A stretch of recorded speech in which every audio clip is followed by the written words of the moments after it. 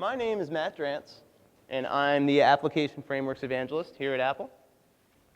And in a couple of minutes, Michael Jurowitz is going to be coming up to talk to you about the Objective-C programming language.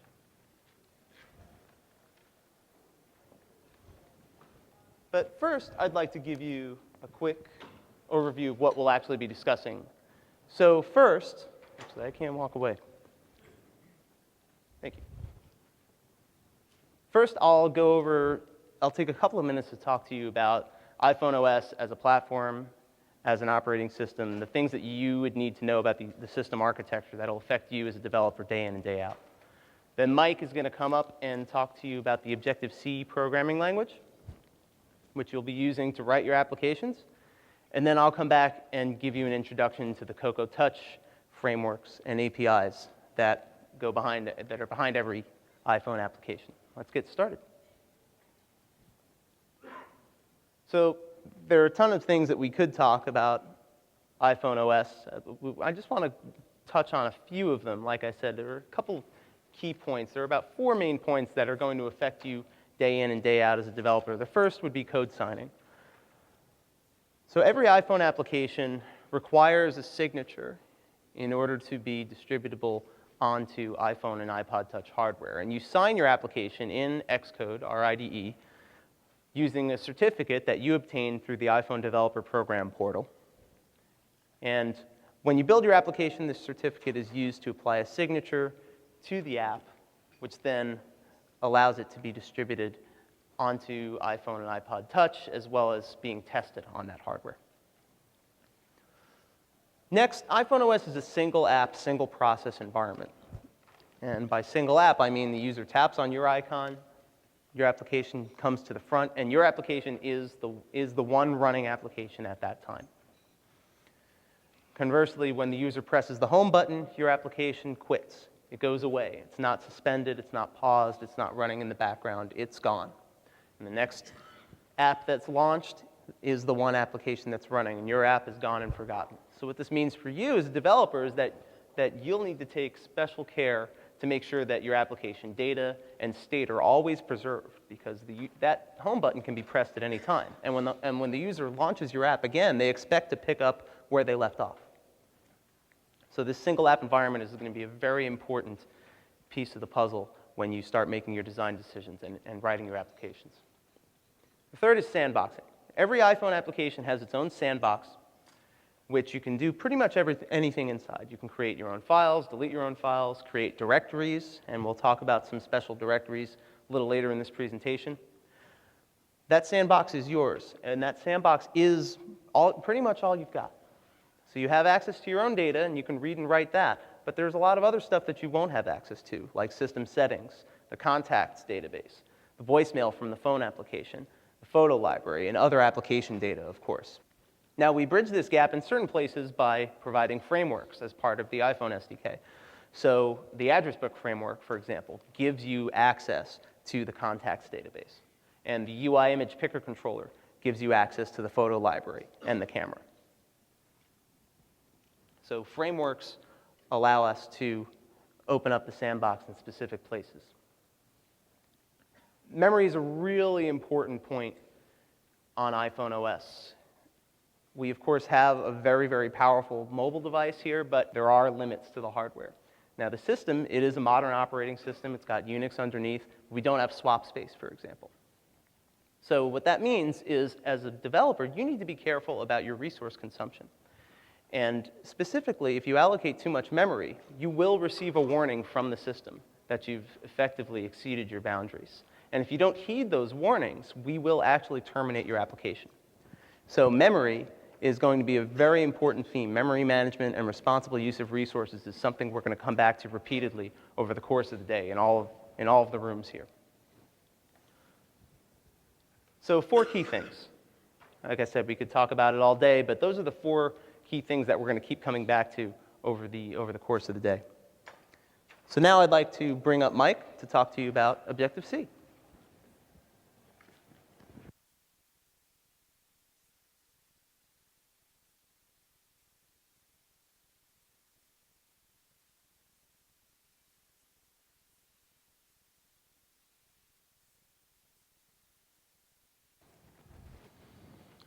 All right. Thanks, Matt. So my name is Michael Jurwitz. I'm Apple's Developer Tools Evangelist.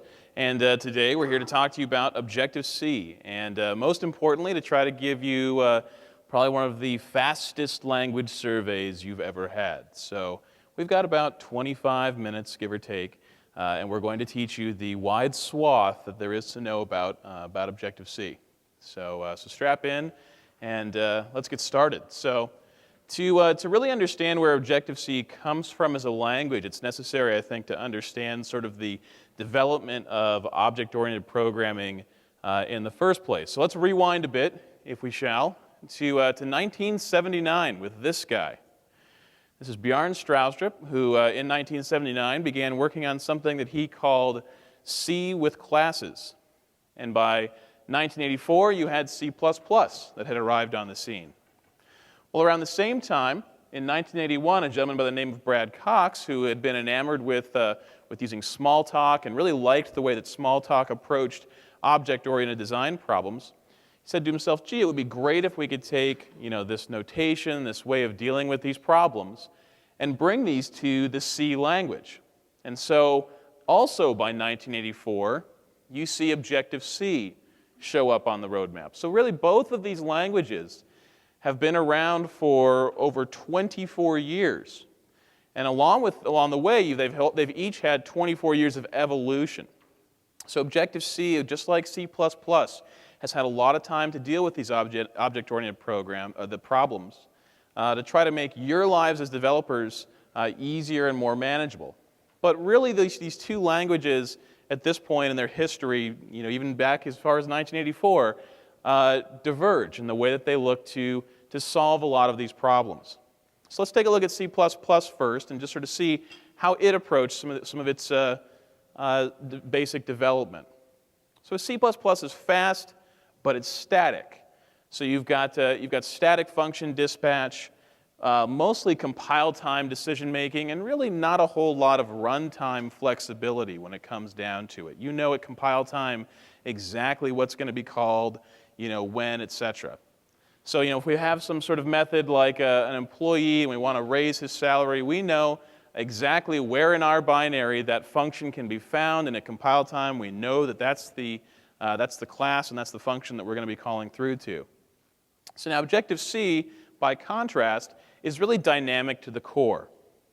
So you've got dynamic method dispatch. You have runtime decision making, a runtime that actively participates basically in the functioning of your application. And the ability to extend classes at runtime. So your ability to mix in additional behavior that you want to have present in already existing classes so that you can get things done better and more efficiently. So as we go to learn Objective-C, let's start off at a really basic example here. So just what it looks like to call a method, to invoke a method, etc. So we'll start off with a couple languages that you're probably familiar with. So C++ and Java. So let's take a peek here. So in C++ and in Java, we've got some object. We want to tell it to do something. C++, we use our arrow operator. In Java, we've got the dot operator. This should be largely familiar. So what does the same method, what does the same call look like in Objective-C? So it looks like this. Square bracket, some object, followed by a space, followed by the method name, do something, and then terminated by another square bracket. So in Objective-C, those square brackets are what denotes a message send, what denotes actually invoking a method. And you can take expressions between these square brackets and actually have nested expressions, because of course some methods may return a value, and so you can send a message to what was returned, etc. So let's dive into a few more examples here just to get some better grounding. So in Objective-C, you can send messages to classes. So let's say we had an employee class and we had a method called newEmployee that we wanted to act essentially as a factory method to return us back new instances of the employee class. We could create a method called newEmployee to do that. So this is conceptually similar in Java to public statics, for example. So now similarly, of course, we can send messages to actual instances. So if we had an instance of employee called unemployee, and we wanted to send it a message to set raise, so a single parameter getting passed in here, we've got this set raise colon, and then the first parameter, in this case just 200. We're just passing in a simple integer type. But that's how you send single parameter methods in Objective-C, or messages in Objective-C. Okay, so what does it look like if we've got more than one parameter? How do we deal with that? Well, it looks something like this. So again, we've got an employee as the instance that we're working with. And now we have this new method here. This method, in this case, is actually broken up around our arguments. We've got set work colon with deadline colon. And interleaved in there are the arguments that we're passing in this case, the work that we're setting and the deadline that we're setting, in this case, today. So as you have methods that take multiple arguments, you've got the portion of the method name, the argument, followed by a space, followed by the rest of the method name, then the next argument, etc., etc. So you interleave the arguments with the method name. Now this is going to seem kind of strange if you're not used to doing this, but the real main benefit is that you end up with code that actually ends up being largely self-documenting. You know exactly what you're going to expect to see most of the time after parameters. So set work, okay, we've probably got a work object we're going to pass in there. With deadline, probably an NS date that we want to pass in there. So you end up with being a little more wordy, but it often helps you to understand. Lord knows I've gone back and looked at C or C++ code that I've written and wondered, what was that argument in position 4 of that function? And you're going back to headers and trying to figure out just what was that you were trying to pass in. So now every one of these messages is represented by a basic type in Objective-C, the basic type called a selector. And a selector is just a string representation of the method name. So for each of these methods in particular, these are their selectors. New employee selector is just new employee. For set raise colon, it's set raise colon. And for set work with deadline, it's set work colon with deadline colon. So why does this matter? Well, it turns out you can take these basic selector types and actually do really fun things with them. You can query objects. You can say, do you respond to this selector? Basically, have you implemented this method? You can turn to any object that you know that it responds to a particular message and say, hey, go perform this selector. I want you to just go do that unit of work that I know that you've already implemented. So you really have the basic underpinnings for just an incredible amount of dynamism right off the bat.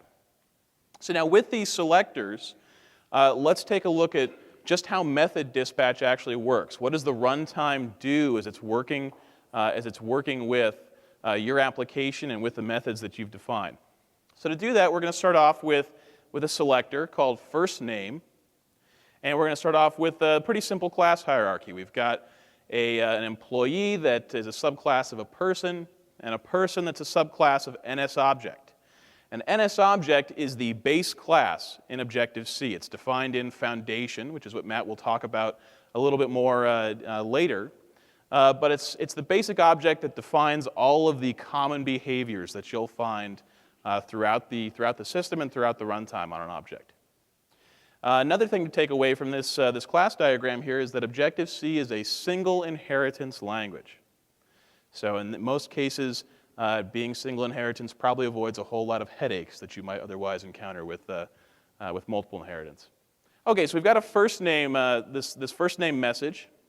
So if we go to send it to our employee, the runtime basically queries the class and says, hey, have you implemented this first name message? Employee says, nope, not me. I'm just an employee. I'm not concerned with things like first names. So the runtime says, okay, and it walks up the class hierarchy and says, person, have you implemented a first name method? And person says, well, of course, I'm a person. That's something that people have. So here's your first name, and here's the return value from it, probably a string of some sort. So pretty simple, pretty straightforward. So how about another method? How about one called description? So description is a method that is defined on NSObject itself, and it's actually really pretty handy, because description is your basic way of printing out information about your object at the command line.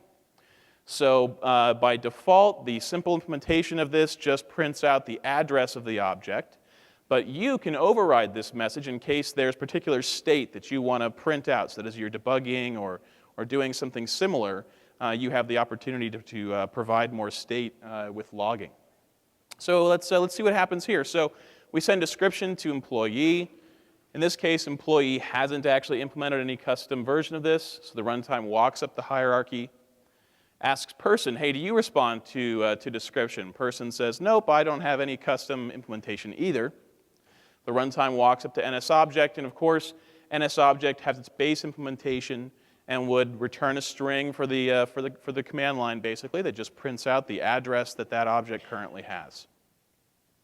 So this now raises the question of what happens if no one responds to any of these messages, right? What if you send a message to part of your class hierarchy and nobody's implemented it? So if that happens, the runtime actually retraverses the class hierarchy. And it asks each class, hey, is there a helper object that you would like me to send this message to instead? And each class is given the chance to say basically, yes, in fact, here's the object, and here, let's go ahead and let's send the message that way. But if nobody does that in the entire chain again, if we end up back at NSObject with no one responding or forwarding that message, this actually raises an exception at runtime. And the exception is simply that it'll be a does not recognize selector exception. And this is the first really important thing to know in terms of the idiom of Objective-C, which is that we use exceptions for exceptional circumstances only. So usually things like programmer error. So if you end up in a situation where you see an exception thrown in Objective-C, you want to pay attention to it, because usually it means that you've probably done something wrong. What this also means is that if you have code that's built around throwing exceptions when you're done reading a file, using exceptions as a basic mode of communication, you want to move away from that. This actually has some pretty negative memory impacts on iPhone itself.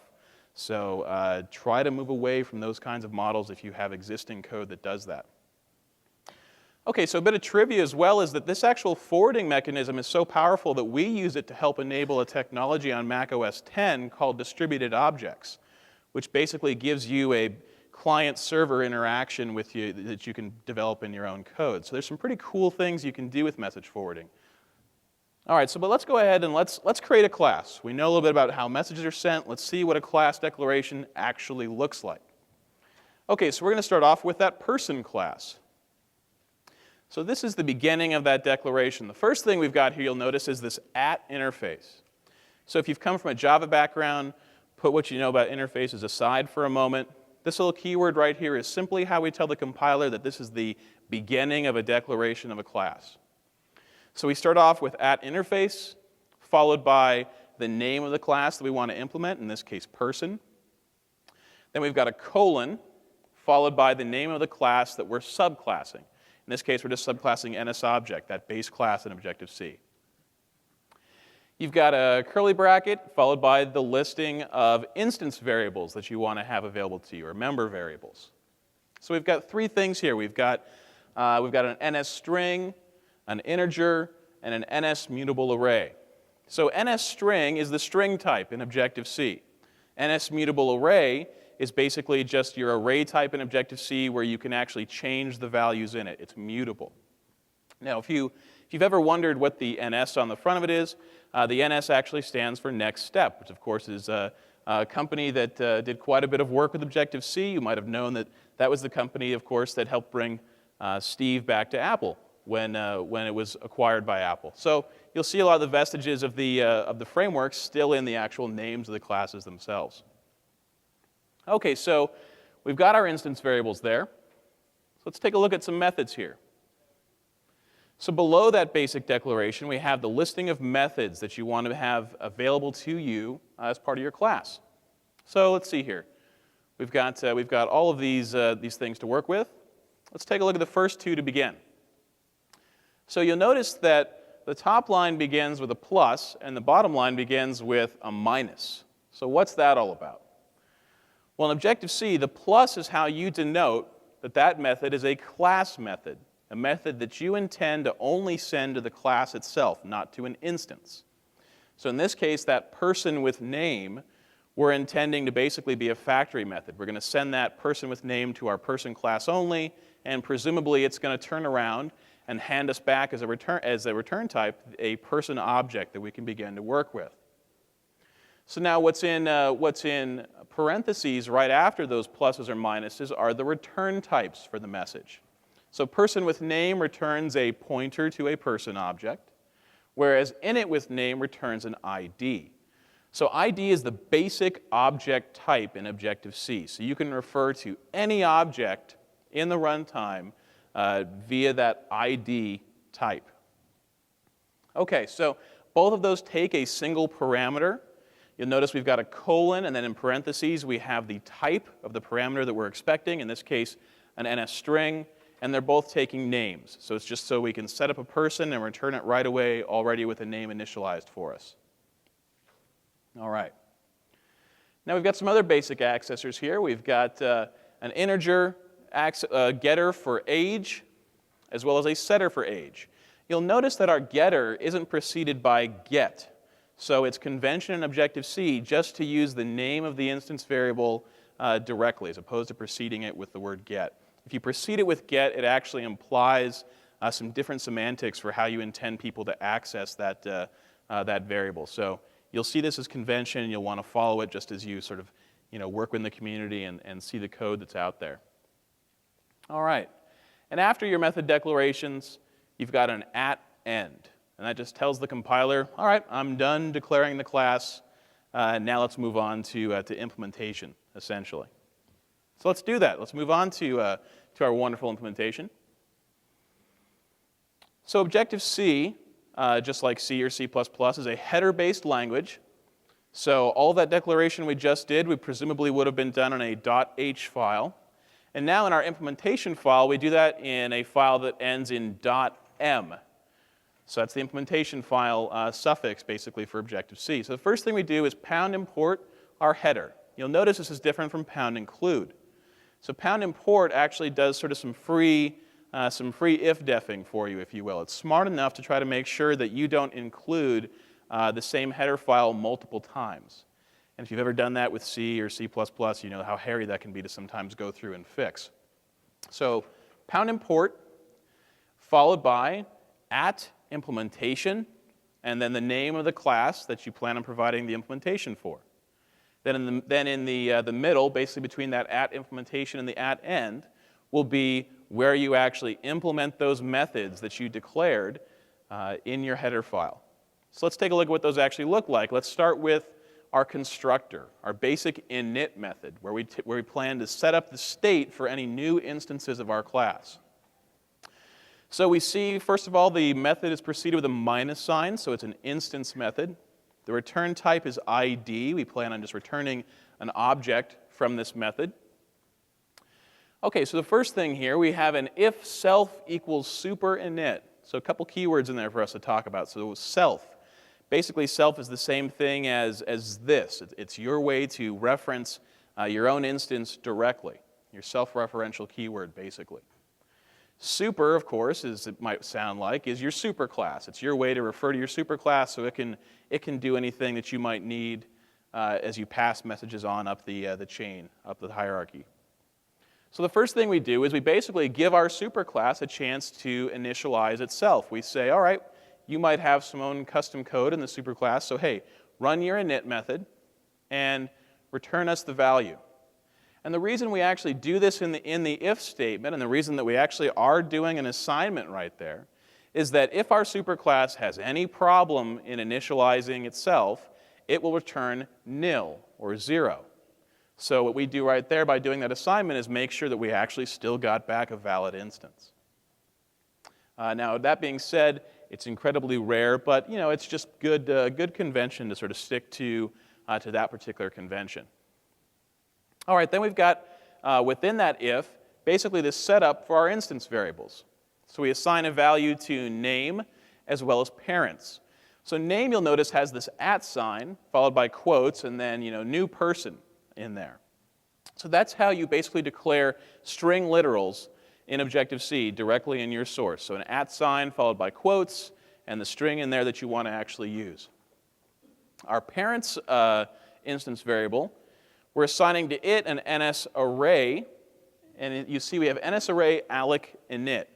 So alloc simply allocates the memory that we need to be able to use for our NSArray, and then the init method is just the similar thing that we're doing here. Basically, we're giving our NSArray a chance to initialize itself, set itself up for usage. Okay, so let's take a look at what our actual getting and setting a simple type looks like. So for the integer type, it's very simple, as you can see. So we've got two methods, age and setAge. In the getter, all we do is say return age. We just return the value of the instance variable. For the setter, we notice we're taking in a single parameter, in this case called new age, and all we do is just set that new value to our instance variable. That's all we have to do. Pretty straightforward. For an object type, the getter is just as simple, so we just say return name, but you'll notice that setName has got a little more going on. So what's going on there? Well, you'll notice, if you read ahead really quickly, there's two keywords we haven't talked about yet, retain and release. So that can only mean that it's time for us to talk about memory management. You do have to do it in Objective-C. So we do it through a very simple system with a set of straightforward rules. We use a reference counting system. So throughout the lifetime of an object, the runtime tracks an object's retain count. It's basically a measurement of interest in that object by other things. So all objects, when they're created, every single one of them has a retain count of 1. If you need an object to stick around, so if you have something that you're interested in, you want to make sure that you send it a retain message. That'll increment the retain count. Once you're no longer interested with an object either that you've created or that you've previously retained, you want to make sure that you send it a release message. That decrements the retain count. So let's see an example of this. So let's start off with an object, a MJ foo. We're going to alloc and init this object. So we'll get back this little myFoo variable that we've got, and it's got a retain count of 1 to begin with. If at some point in our code we happen to retain it, that retain count moves to 2. If we later release it, the retain count goes back down to 1. If we release it again, the retain count goes to 0. And the object is reclaimed by the system. The memory is taken back. You're given a chance to use that memory for some other part of your application. So this works all well and good, except for the fact that as you're designing your application, you always want to make sure that you're balanced in basically your usage of an object. If you create it, you probably want to be the person who also destroys it. If you express interest in something, you also need to make sure that at some point you say, okay, I'm no longer interested in it, I'm going to release this object. So what happens when you want to create objects and hand them back to somebody else to use, whether it's another class, another part of your application, etc.? That can be kind of a problem if you're trying to follow that best practice. So that's why we have in Objective-C AutoRelease pools. And all an AutoRelease pool does is essentially let you create a pool of objects that are going to be all sent a release message at some point in the future. And you do this, you simply add an object to an AutoRelease pool just by sending it the AutoRelease message. This does nothing at the moment except add that object to the pool. So it means that later on in the running of your application, usually at the end of the event loop, that release message is going to get sent, and so the retain count is going to get decremented. You'll see this most often used by class convenience methods. So let's take a peek at that. So NSString has a method called initWithString. So you would use that method by allocing your NSString instance and then saying initWithString, in this case foo. But there's also a class convenience method called stringWithString that you just send directly to the class and you get an object back. The difference here is that in this case, you're getting back an auto-released object. So it's got a retain count of 1, but it's auto-released, which means that unless you decide to hold on to it, unless you send it a retain message, it's going to go away at some point in the future. So it's got a retain count of 1, but watch out. Make sure if you need it, you retain it. Otherwise, it's going to go away. Okay, so the recap here. If you alloced or retained an object, you must make sure that you release it. If you used a class convenience method and you want an object to stick around, make sure that you retain it, which of course means that once your object is done with it, you still need to make sure that you eventually send it a release message. Okay, so let's go back to our setter here and see what's actually going on. So we've got this set name colon, we're passing in this new name variable. So the first thing we have here is this little if statement. So if new name not equal to name. So in this case, all we're doing is trying to be lazy. If they're the same object that's actually being passed in, let's not do any work because we're already hanging on to it. But assuming they're different, we need to do a couple things. The first thing we need to do is make sure that we retain the new value, retain the new object that's coming in. Then we need to make sure that we release the current instance variable, basically that we decrement our interest in that object. And finally, we need to take the object that was just passed in and make sure that we assign it to our instance variable, making sure that its retain count goes to 1, our old name goes to 0, the memory gets reclaimed, and everyone's happy. All right. So now we had this init method where we set up a bunch of state, but we also need to make sure that we have basically a destructor, right? We need some place to clean up all of this creation that we did in the first place. And you do that in Objective-C in dealloc. Dealloc is your destructor. So in this case, all we're doing is cleaning up that memory. We've got name release, so we're decrementing our interest there. We say parents release, followed up by super dealloc. So we give our superclass a chance to also clean up any state that it has. And that's it. That's all you have to do in your dealloc methods. All right. So as you can see with those getters and setters, pretty straightforward, but it's a decent amount of code, right? And if you think about it, anytime you've got an instance variable where you want to have a getter or a setter, you're going to be writing that kind of code. This is kind of repetitive. And the more code that you end up writing, usually is more opportunity for you to make an error. Lord knows I always like deleting code from my project because then it means there's less chance for me to screw something up. So in order to meet this need, basically, to try to help you write less code and make sure that you get these basic patterns correct all the time, we introduced a concept called properties. And properties are encapsulation made easy. So what am I talking about here? Well, we quickly and easily create setter-getter pairs for you. You get to still specify the storage semantics of your objects. So do you want to make a copy of the object as it comes in? Do you want it just to be retained, or do you just want even just direct bare pointer assignments? Say you're working with C or C++ memory that you've already allocated.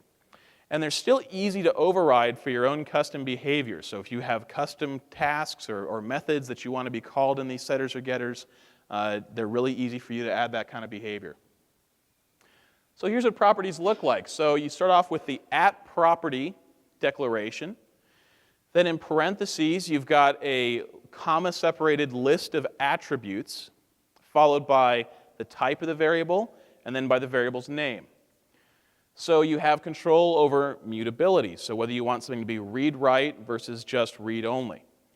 So in this case, we see with the @property, we say @property read-write, float, speed. So we've got a float variable named speed.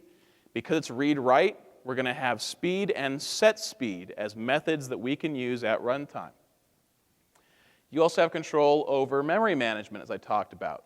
So if we wanted, for example, for our passengers array here to be copied in our setters, so that we have our own instance of it, we would say @property copy NSArray star passengers. All right. Now, non-atomic is an interesting keyword here. So properties by default give you a certain level of thread safety. They guarantee atomicity. So they guarantee that you're either going to get the old value or the new value of a variable. You're not going to have some, munged combination of the two. But this also comes at a bit of a performance penalty. And on iPhone especially, if you're not doing threaded code with your accessors, you want to consider putting in non-atomic. This opts out of that thread safety and actually will increase the performance of your getters and setters. So in this case, we see we've got @property, non-atomic, and in this case, we're just going to retain the passengers array that comes in. And finally, you have control over the naming of those setters and getter methods. So through this setter equals, getter equals attribute. So for example, this @property, getter equals is going fast. you'll notice it's with a bool type. So bool is the Boolean type in Objective-C. And by convention, when you're doing getters for Boolean types, we write the getter as a question as opposed to just the name of the bool directly. So that way you can say is going fast as opposed to just going fast. Pretty simple, but it makes your code a lot easier to work with, makes some of your logic a lot more straightforward sometimes too. Okay, so let's see this in action. So we go back to our code here. We've got age, parents, set parents. Let's convert age to a property. So to do that, it would look like this. At property, read write, int age. So an integer property, we want a getter and a setter. As it turns out, read write is actually a default attribute for properties. So we could even just get rid of that entirely and just have at property, parentheses, integer age. Now for parents, what is parents going to look like? Parents is going to look like this. At property, read write, NSRA star, parents. And again, we could drop that read write if we wanted to. So we've gone from this to this. A lot less to type, a lot less for us to have to worry about.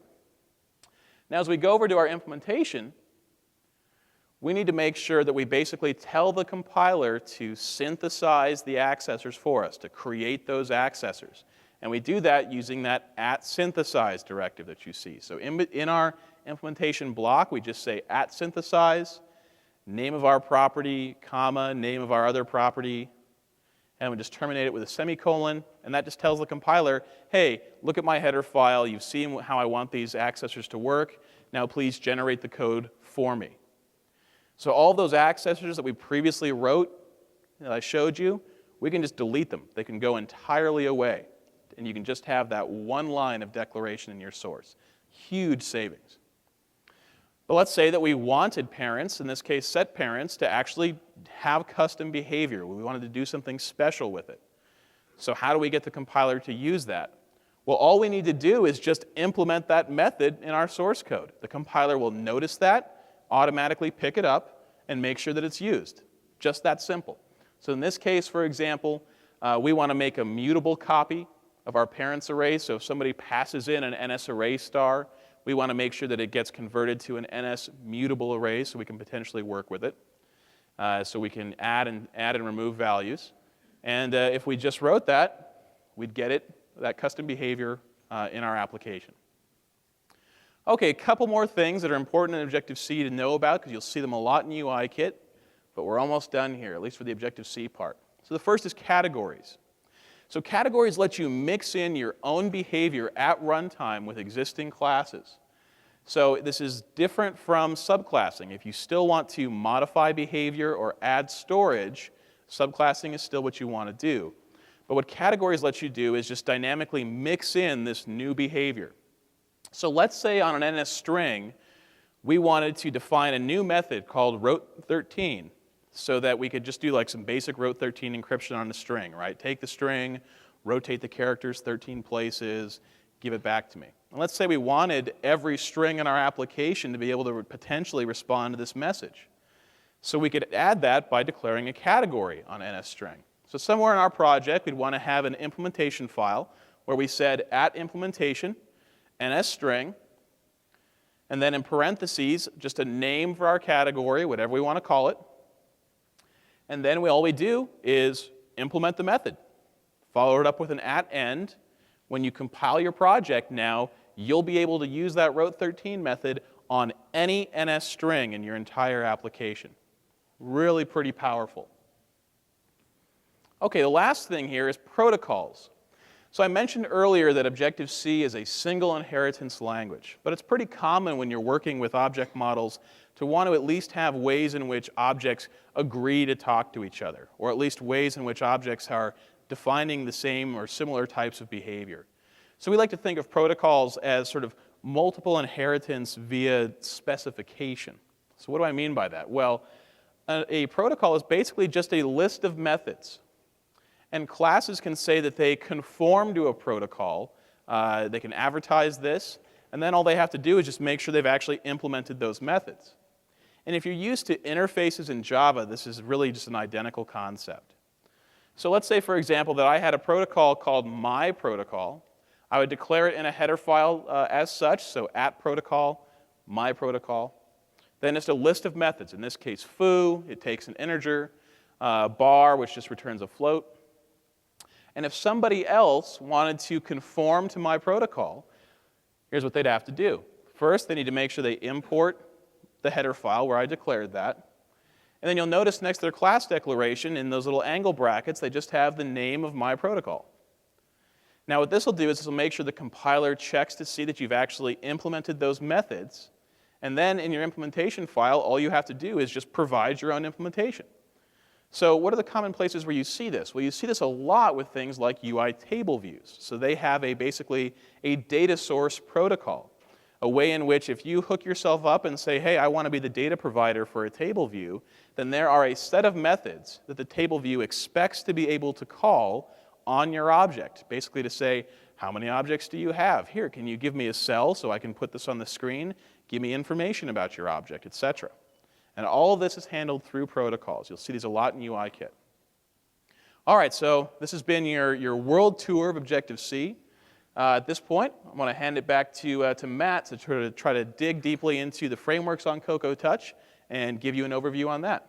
So thank you so much. Okay, so you've gotten your introduction to the language.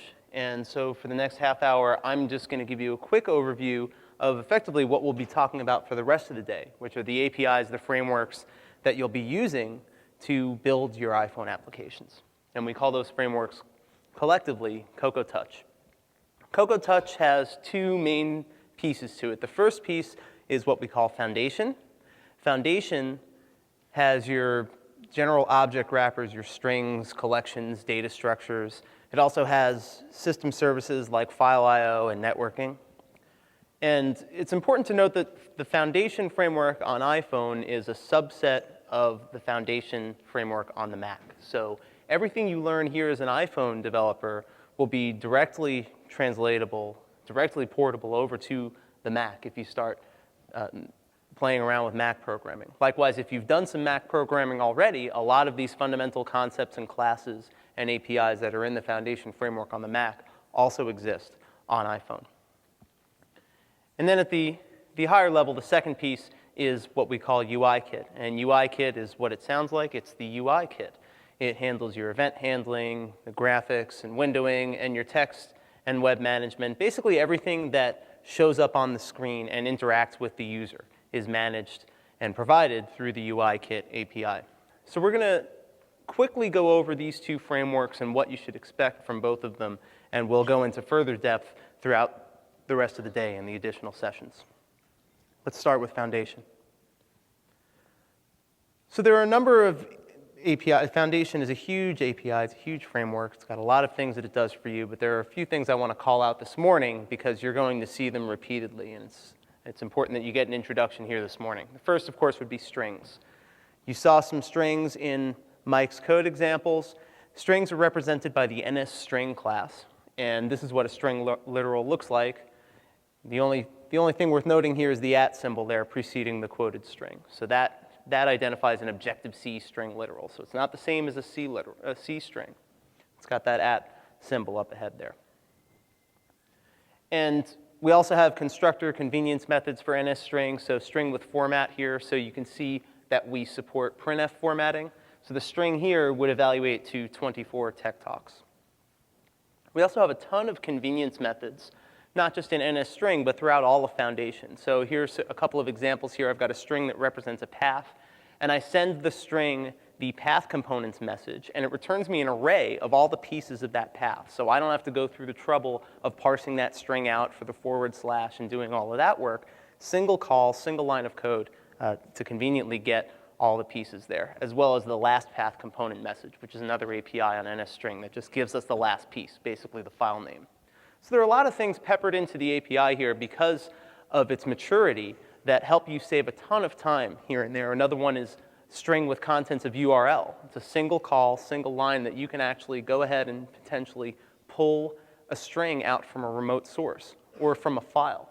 So you don't have to do any kind of file I/O, input stream reader, file reader, none of that, no looping, catching exceptions. One line of code, one call to get the entire contents of a file into a string. And there's your example. So next we have arrays. I mentioned data structures. Arrays are everywhere, of course, in every programming language. Cocoa, Touch, and Objective-C are no different. So there are two types of arrays. There's the mutable array, which is represented by NS mutable array. And this, as the name mutable would suggest, allows you to add and remove objects at will. And it's a very straightforward API to accessing and working with these arrays. We also have immutable arrays. So whenever you see NS array, it's presumably an immutable array. NS mutable array is a subclass of NS array. But to create an immutable array, let's say you've got a series of objects and you know that's all you need to do, you can pass those objects in the vararg argument to the array with objects constructor. So you see here we've got 3 items, and you notice the nil at the end. Because it's a vararg constructor, we have to pass that nil at the end so that the system knows when the array should end. And kind of the inverse of the path components message I just showed you on NSString, there are other convenience methods like components joined by strings. So I pass this little separator string, and it will take every piece of the array and combine those into a single string. So that's another example of these convenience methods that are all over the place in Foundation. So those are arrays, very straightforward. We also have dictionaries, which some of you may know better as hash tables. It's a simple key value format data structure. And like the arrays, we have mutable and immutable versions of these. Now, this actually looks very similar. Instead of using indexes, of course, we're using keys to get at objects in the dictionary. And to create a dictionary with the vararg constructor there, we just alternate the values and keys, but we still nil terminate at the end there. So you'll see this code a lot in our samples. You'll see it a lot in our documentation. But get ready to work with NSString, NSArray, and NSDictionary very regularly. Let's move on to file I/O. Because iPhone is built on top of OS X, it's got a Unix core underneath it. The standard file I/O, if you've worked with POSIX before, you've got a pretty solid ground in terms of finding your way around creating files, reading and writing. But we do have this NS File Manager class that gives you a little more abstract API for doing things like creating files, deleting them, moving them, checking permissions, etc. And this is a real easy to use API. But what I really want to do is talk to you about specific directories on iPhone OS and directories that you'll want to remember as you do your development. So first, we've got the temp directory. So if you create a TMP directory in your sandbox, that behaves like temp on the Mac or on other Unix systems, which basically means that we will go ahead and clear that directory out for you. You don't need to worry about managing those files. You can just write them, and we'll go ahead and get rid of them for you. The next is the caches directory, which is stored in library/caches in your sandbox. And the caches directory allows you to save files to disk without them being backed up by iTunes. So a great example of this is, let's say you've got a photo sharing application or some social application where you're downloading a lot of photos over the web. And you want to make sure that the next time the user views those, that they don't have to download it again. It's a cache, right? The trick is that it's not necessarily critical data. It doesn't need to be saved. It doesn't need to be backed up. So you'd put it in the cache directory, and then this would prevent iTunes from copying all of these files over every time you sync when the phone is plugged in. And this will result in much faster backups of the user's phone. So if everybody in this room makes effective use of the cache directory, we've potentially got a much faster backup process in iTunes. If everybody in this phone doesn't use the caches directory, everything else aside from temp and library caches is backed up by iTunes. So if you start littering files all over the place that aren't actually important, aren't worth backing up, you're going to have a much longer backup time for your application in iTunes. So make sure you're using the temp and caches directories appropriately, wherever you can. And I'd also like to talk about NSLog. NSLog is going to be a very good friend of yours, not just as a beginner, but even as an expert. This is the standard debugging output mechanism on Foundation. So you call NSLog, and it accepts a string, an NS string. And as I mentioned before, we have support for printf formatting. So there's another example of a decimal specifier, but it also accepts objects. So start with your standard literal. There's your printf with a number inside of it. But you can also pass objects into these printf formats. And that's denoted with the %at qualifier that you see there in the printf string. So whenever you see %at, whether it be in a string constructor or in an NSLog statement, it means an object goes here. And you'll notice that we're printing out an array and a dictionary, and you notice they're actually formatted pretty nicely. It's very human readable, and it's really useful as debugging goes. That's done using the description method. And Mike mentioned the description method when he was talking about method dispatch. The description method is defined by NSObject. The default implementation just gives you the class name plus the memory address. But you can override the description method, if you wish, to include more useful human-readable information. And that's exactly what NSArray and NSDictionary do. So whenever you print out an array or dictionary, the description method is called, and that string that's returned is what appears out here in the Xcode console. So that's NSLog. I'd like to talk now about foundation bundles. This is more of a conceptual topic. Bundles are a key piece of the Mac and iPhone architecture. Bundles are everywhere. Your application is, in fact, a bundle. It's not just a flat file. It may look like that in the Finder, but if you right-click or control-click on an application on your Mac and you select Show Package Contents, you find out that this is actually a folder. And a bundle is basically just a special kind of folder that's been identified to the system as such, and so the system treats it specially. So what's inside these bundles typically? Well, in the case of an application, your executable, of course, is in there, your compiled code from Xcode. Your user interface files are usually in there. These are called nib files, and you'll learn more about nib files when you get your introduction to the developer tools later this afternoon. It's also got some metadata that defines the bundle as such, as an application. It's got additional startup parameters and configuration info, and this metadata is represented by an information property list file, or info.plist. You usually see this right at the root level of an app bundle. And of course, it's got your resources. So anything like data files, images, web content, movies, and sounds. And the application bundle, there are tons of bundles, especially on Mac OS X. There are bundles for a whole bunch of things, for package installers, for frameworks, for plugins, for applications. On iPhone, the application bundle is really the only bundle that you'll typically work with directly. And you get a bundle, you access bundles using the NSBundle class. And this basically gives you access to the static resources that have been built inside your application, inside that bundle folder. Things like images, sounds, or default data. So the first time the user launches your app, if you want to have some placeholder data there inside, you can store that data inside the bundle rather than hard coding it into your source. The important thing to remember is that these bundles are read-only. And this is basically dictated by the code signing that we mentioned earlier today. When we sign that bundle, we expect it to be the same. So making changes to the bundle is not allowed on iPhone. Any new data you need to create should be written out to your sandbox, whether it be your documents or temp or caches or any other folder that you choose to create inside the sandbox. So let's have a look at actually working with these bundles in code. As I said, you use the NSBundle class to get at the application bundle, and that NSBundle main bundle singleton call is how you would do it. And from there, you work with the bundle to get file paths to resources inside there. So you call path for resource, logo of type ping. So in this case, we're getting at the file in the bundle called logo.ping.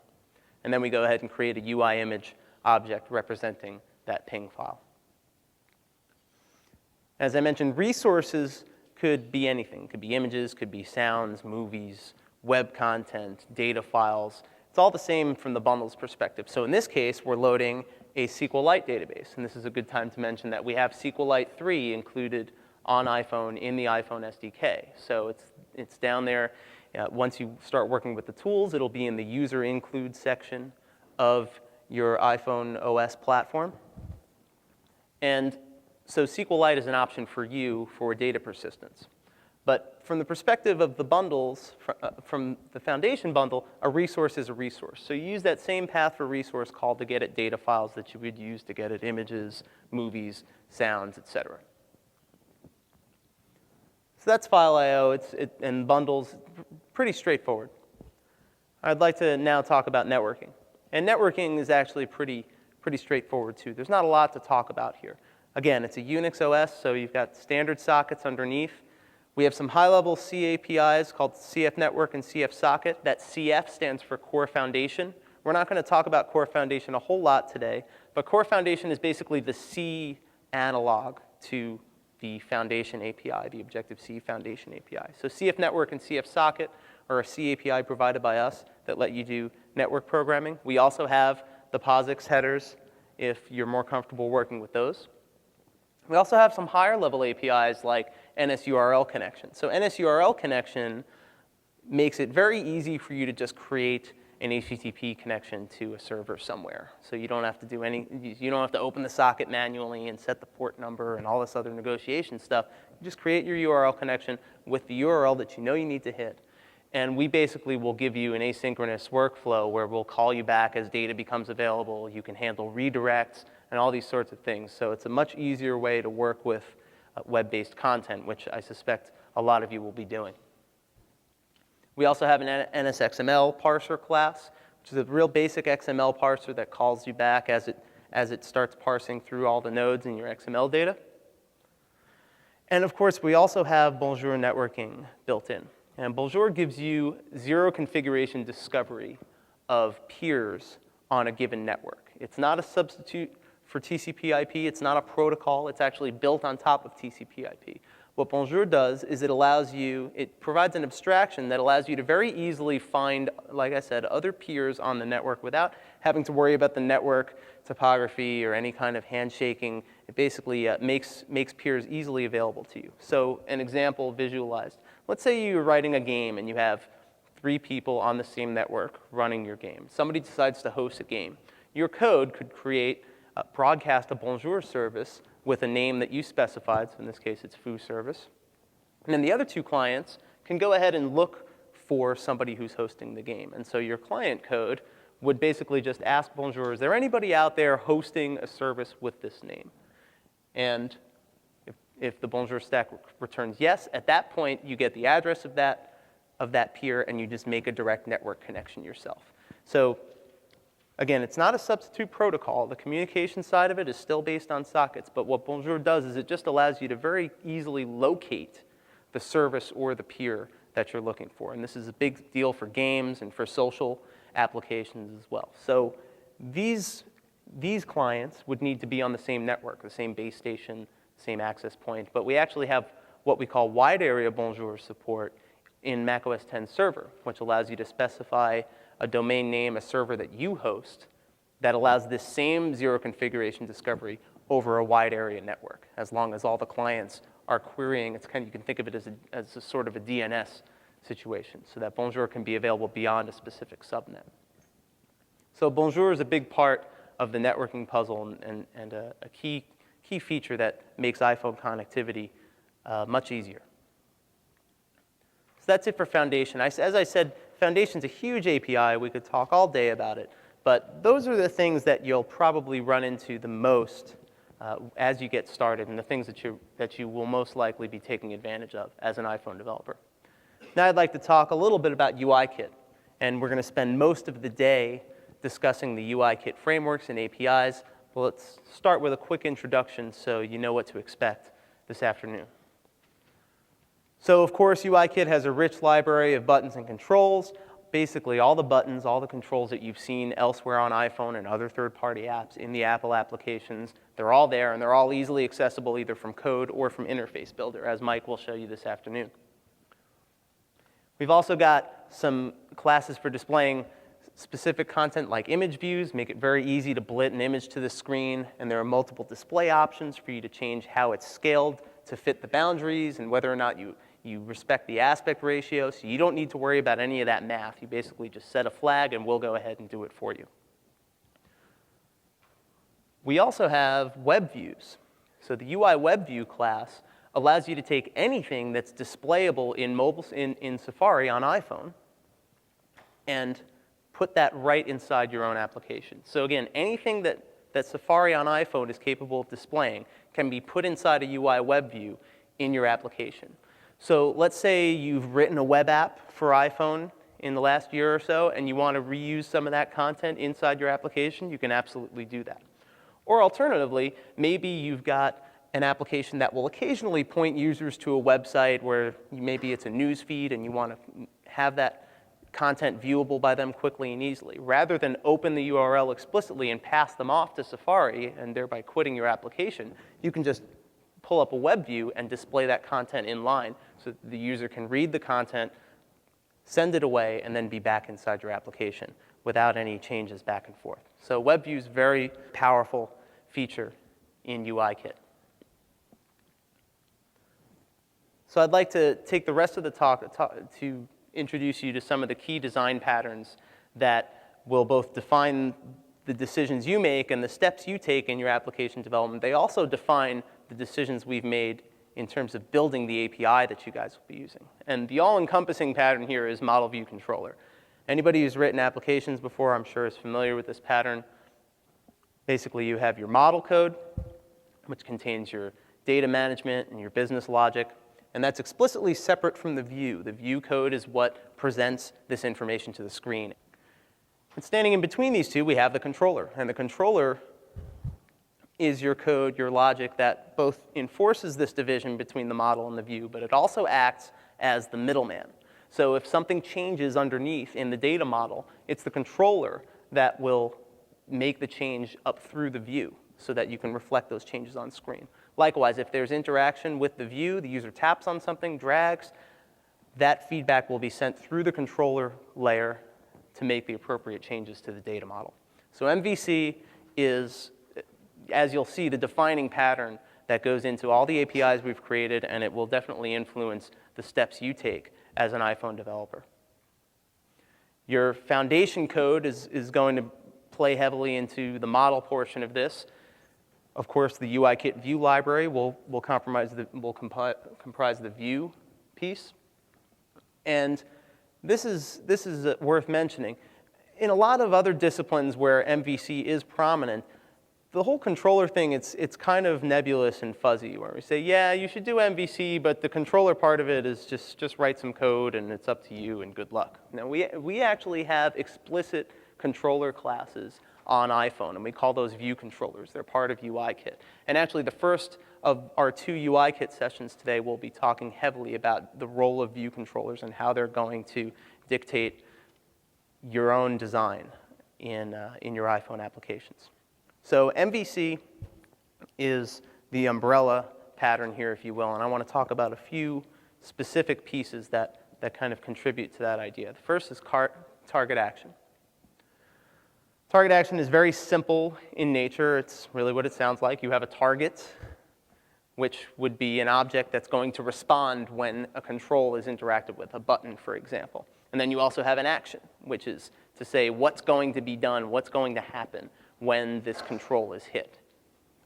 And it's worth noting that these are two distinct pieces. The target and the action are actually separate in Cocoa. So you have your target as an object that will respond, and then the action is how that object should respond, and that's obviously represented by an Objective-C selector, as Mike mentioned earlier. But like I said, these are separate entities. So what this allows you to do is change these things at will, at runtime. So for example, just one of them. I could say, I want to keep this object, but now I want this selector to be invoked when the action happens. Or alternatively, keep using this selector, but send the message to this object instead. So this is a lot different from contrast, for example, the Java model, where you add an action listener to a button. And that action listener better implement the action listener interface, and it better have an action performed method. Otherwise, nothing's going to happen. It's much more flexible in Objective-C, where you basically define the contract, and you can change it at will. So visualized here, we've got our button, and you've got the target object, which will be a view controller. Again, we'll talk about view controllers later this afternoon.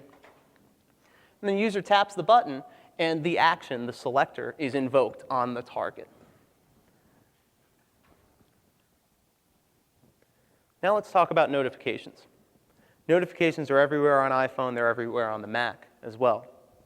The concept of notifications is if there's information, objects that you would like to track, or things you'd like to be notified about, changes in data or object states within your own application, you can do that by registering with our central notification center. Various APIs and objects in Foundation and in UIKit post notifications when interesting things happen. So an example of this would be the movie player. So when the movie player is finished preloading a movie, it actually sends a notification that that has happened. So you, as the observer or the controller, can register for that notification. So once the movie player is finished loading the movie, it sends the notification through the notification center, which then forwards the notification on to all of its observers. And if you're listening, at that point, you know the movie's loaded, and you can go ahead and tell the movie to start playing. Once the movie's finished playing, it sends a new notification that it's finished. And again, if you've registered to observe that notification, you know the movie's done playing, and then you can go ahead and resume whatever your application may have been doing before the movie started. So here's the code for registering an observer. And don't worry about writing this down right now, because you'll see it plenty of times over the course of the afternoon. But it's that second part that I want to point out here. So this is basically the standard mechanism for registering for notifications. Like I said, we have a central notification center. So you call that default center class method to get the singleton instance. And you add an observer. In this case, we're adding ourself. You set a selector. So that's an example of that target action paradigm where you've got the object and the selector explicitly separate. And then you tell the notification center which notification type you want to listen to. So, and we call that the name. And this is defined by the host object. So we're listening to the movie player controller. And this MP movie player content preload did finish notification, it's a mouthful, is defined by the MP movie player controller class. So once you guys start working with the documentation, you'll see in the class references there's always a notifications section down below the methods and the properties and so on. And that tells you in the reference all the notifications that you can listen to on a given object. So this is how you register. And you notice I said we've got the observer and the selector. So that movie loaded selector is something that's been explicitly defined by us. In other words, call this method when the notification has occurred. So again, the contract here is pretty loose. The only thing that needs to happen is that your selector needs to receive an NS notification parameter. Because obviously you've registered for notification, you should probably make sure you get it when your method is called. And basically the notification can include any amount of information, which is also defined in the reference when you look up these notifications. So that's your pattern. You add an observer, and then on the other end, you implement a selector that receives the notification. So finally, I'd like to talk about delegation. And delegation is a big concept in UIKit on iPhone as well as in Application Kit on the Mac. And you'll be seeing a lot about delegates throughout the day. The best introduction I can give you is, the best example would be the application lifecycle. So a lot of things happen when the user taps on that icon of yours and we go ahead and launch the application. The first thing that happens is we load what's called the default image. And this is an image that you provide inside your bundle. And it basically just provides some visual feedback to the user that the app is on its way. While that's happening, we create an instance of the UI application class. We also bring up the main nib file, which you'll learn more about this afternoon, as well as the main window.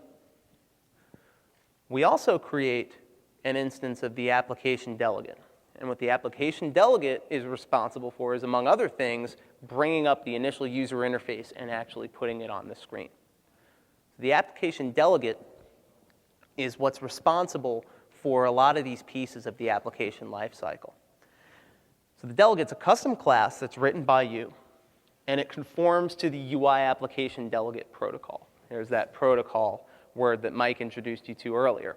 So that means that this delegate object that you're going to write implements a number of predefined methods, and those methods effectively define all the things that can happen during the application lifecycle and how you could respond to them. And you hook this delegate up in Interface Builder, and Mike will show you that later. But basically, you look at the UI application object in Interface Builder, and you wire up whichever object you choose as the delegate for the application. So there are two key methods here in the application delegate. There are actually more than two overall, but in terms of the beginning and the end of the life cycle, these are the two key ones. The first is the application did finish launching method. And this is where you would load your initial user interface, as well as prepare any saved state. Now, as a programmer, this is pretty much your entry point. This is your first opportunity to actually do something. So you can think of this, for all intents and purposes, as your main method. There's not a whole lot you're going to be doing with your own code before this point. Then on the other end of the spectrum is the application will terminate method. And you'll receive this message basically when the user has pressed the home button, which means the application is going to quit. Now, it's application will terminate. It's not application might terminate. It's not application will pause. It's not application may I please terminate. It's application will terminate. So when you get this message, you should presume that you're out of time. So you really want to save just basically the user state if that's important to you. And by state, I mean things like what screen they were on, what the state of an animation was, any kind of thing that you would want to resume again as soon as the application launched. This would be an appropriate time to do that. Data really should be saved as it's written, as it's set by the user. The user checks it, touches a switch to an on-off state. They enter things in a text field. That data should be written out as soon as you have it, because you don't want to wait until this point to actually save critical data. The time limit here is undefined. This really basically is just a courtesy notification. A lot of people ask me, how much time do I have when I receive application will terminate? You should assume none. In fact, it's more than 0 time, obviously, because we're calling you. But you should assume that you have no time to respond here. So anything that's really important, you should save that as soon as you have it. But anyway, these are your two key methods. These are your two pieces of the app delegate for managing the life cycle. So looking at these, visualizing these in practice, when the app launches, we create the UI application and the app delegate, and your delegate receives the application did finish launching message, and that's when you bring up that initial UI. Conversely, on the other side of it, user presses the home button, you receive application will terminate, and very shortly afterwards, your app is gone. Remember what I said this morning about single process environment? It really is gone. It's not paused or suspended or in the background. So this is really your last chance to act. It's worth noting that what this delegate has done for us is it's allowed you to respond to or customize the behavior of the application and what happens without actually subclassing the application class or effectively inserting yourself into the predefined API. So these delegates, really what they allow you to do is customize behavior without subclassing, without, like I said, without inserting yourself into the API and effectively breaking that separation between model and view. So delegates allow you to fine-tune default behavior, respond to user actions, and like I said, they separate the controller from the view. And there are all kinds of delegates out there in UIKit. You'll be introduced to a lot of them through the course of the day, but table views, pickers, web views, text views, the image picker controller, these all depend on delegates to do what they need to do, what you as a developer and what the user expects them to do. So we'll be working with delegates a lot throughout the day. That's just a quick introduction. So again, MVC is really the all-encompassing pattern here. And these other supporting mechanisms feature prominently throughout the API. Target action, what reacts and how. It's a dynamic separation of the object and the selector, of the target and the action. Notifications give you information within your own application context, things that you want to know as soon as they've happened. They're basically delivered asynchronously. And then delegation gives you direct control over view behavior. A lot of people starting off get a little confused over the difference between notifications and delegation. The delegate is really expected to do something when it receives its callbacks, whereas notifications are just, hey, this happened, do what you will with it if you're interested. Delegations are really, the delegate is queried synchronously, saying, what do I do now? Or, hey, this happened, what should happen after this? And we'll see plenty of examples of this going through the afternoon. So that's your introduction. Ultimately, this day is all about you getting to know the iPhone SDK, the Objective-C programming language, and the Cocoa Touch frameworks. Make sure you have a good understanding of the Objective-C runtime, not just today, but when you go home and you start working with the SDK, understanding these concepts of selectors and categories and protocols, it's going to be critical to you understanding how the API works and finding your way around. Explore the Foundation UIKit APIs, not just the headers, but our reference material, which is really strong. And like I said, there are a lot of these convenience methods out there. I would say, by and large, if you're writing 40 lines of code and spending a half an hour figuring out how to do something like read a file, you've probably missed something in the API. So make sure you pull up that reference and look at all the methods that are there, because you may find something that's going to save you a lot of time. Embrace these design patterns. You're going to have to, so it's really not a recommendation. You'll get real familiar with MVC, target action, delegation, and notifications. It's going to be critical to you working effectively on the platform. Take a look at example nib files, interface builder files. Once you start downloading our sample code and looking at projects that other people have written, it's a really good way to quickly learn about how our tools work and how people work. You know, everybody works differently. Everybody has their own design process, their own thought process. And looking at these interface builder files can really teach you a lot about how iPhone apps can be built efficiently. And finally, use NSLog. I said earlier, NSLog is going to be a very good friend of yours, both from the beginner to the expert ends of the spectrum. And you'll see how we use NSLog in some of our demos today. It's a really good way to not just find out what your data looks like, but also to understand the sequence of events with things like delegates and notifications, what happens and when. NSLog, along with breakpoints, of course, are a great way to just get a clean understanding of what's going on under the hood. So for more information, you can get in touch with myself or with Mike about anything you heard over the last hour. The iPhone OS overview is a great document that discusses a lot of the architectural things I mentioned at the beginning of this talk. The application programming guide is a great sweeping description of all the features, all the capabilities that are available to you as a developer, and it's a great starting point for you to then start looking at reference materials. And then, of course, the Learning Objective-C primer on the iPhone Dev Center would be a good refresher for you guys after today, after the introduction you just received. The Developer Forums beta is a great place for you to interact with your peers at any skill level, whether you're a beginner just trying to get your head around something, or if you're an expert who has basically hit a wall with either a bug or just something that you haven't been able to figure out. And finally, I'd like to mention the Bug Reporter. The Bug Reporter is the tool for you to tell Apple what you want out of the SDK, whether it's an actual bug where something's not behaving as it should, or if it's just an API you'd like to see us provide and add to the SDK or change slightly. The Bug Reporter is the place to do that. So definitely bookmark this website. This is your mechanism for feedback into Apple. You can, of course, follow up with us either directly or on the forums, because the evangelism team is on the forums as well. But those bugs really need to be there in the database, because that's where we look when it's time to implement new features, prioritize fixes. We look at the Bug Reporter. We look at how many bugs are in there, how many duplicates, what people are saying.